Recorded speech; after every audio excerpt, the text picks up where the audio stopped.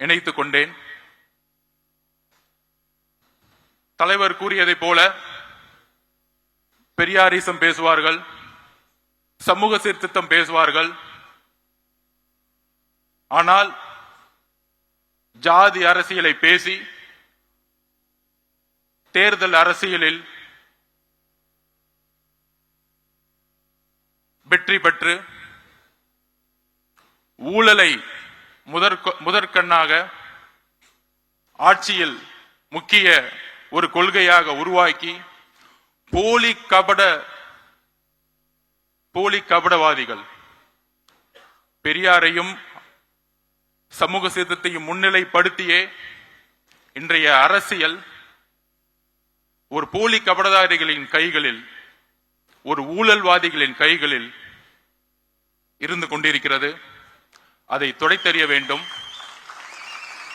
உண்மையான, அவர் கூறியதை போல மக்களிடம் உண்மையான உணர்வு அற்ற தலைவர்கள் தான் நான் பார்த்த பல்வேறு அனுபவங்கள். அந்த உணர்வு தமிழக வெற்றி கழகத்தில் இருக்கிறது. ஒரே கட்சி பெரியாரையும் அம்பேத்கரையும்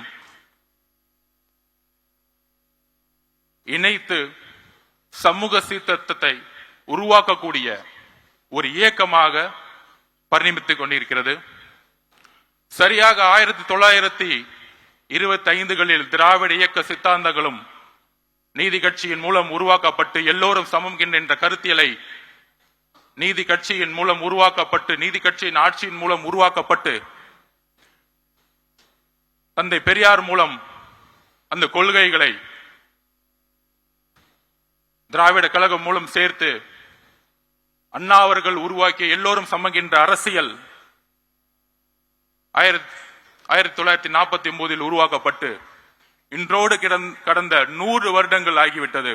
ஆனால் பெரியார் அவர்கள் கண்ட கனவு, அண்ணா அவர்கள் கண்ட கனவு, புரட்சியாளர் அம்பேத்கர் கண்ட கனவு எதுவும் நிறைவேற்றப்படவில்லை. வெற்றி பெற்று ஒவ்வொரு துறையிலும் ஊழல் செய்து 30 வருடங்களுக்கு முன்பு எந்த பொருளாதாரம் வலிமை இல்லாதவர்கள் இன்று மிகப்பெரிய கல்வி நிறுவனங்களை நடத்தி கொண்டு சினிமா துறையில் பல்வேறு தொழில்களை நடத்தி கொண்டு இருக்கின்ற ஒரு அரசாங்கமாக, அரசை நோக்கிய ஒரு அரசியல் இன்று இருந்து கொண்டிருக்கிறது. அதற்கு ஒரே மாற்று தமிழக வெற்றி கழகம்.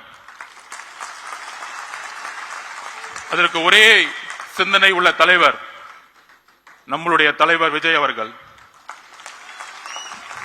எல்லோரும் பொதுவா கொள்கை ரீதியாக இருக்கக்கூடியவர்கள் தொலைக்காட்சி விவாதங்கள் பேசிக் கொண்டிருப்பார்கள். நடிகர், அவருக்கு கொள்கை தெரியுமா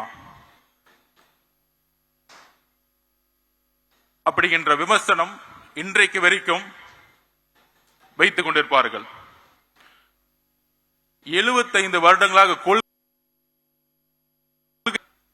இதுவரையும் என்ன மாற்றத்தை உருவாக்கி இருக்கிறார்கள்? 2021 பிரச்சாரம் திமுக செய்த பொழுது தமிழகத்தை கடனில் செலுத்திய மாநிலம் அதிமுக 5 லட்சம் கோடியை விட்டு சென்றது. 15 வருஷமா 5 லட்சம் கோடி தமிழக அரசு வாங்கியது. இன்றைக்கு வந்த 4 வருஷத்துல 4 லட்சம் கோடி, இன்றைக்கு 9 லட்சம் கோடியாக கடன் சென்றுகிட்டு இருக்கிறது.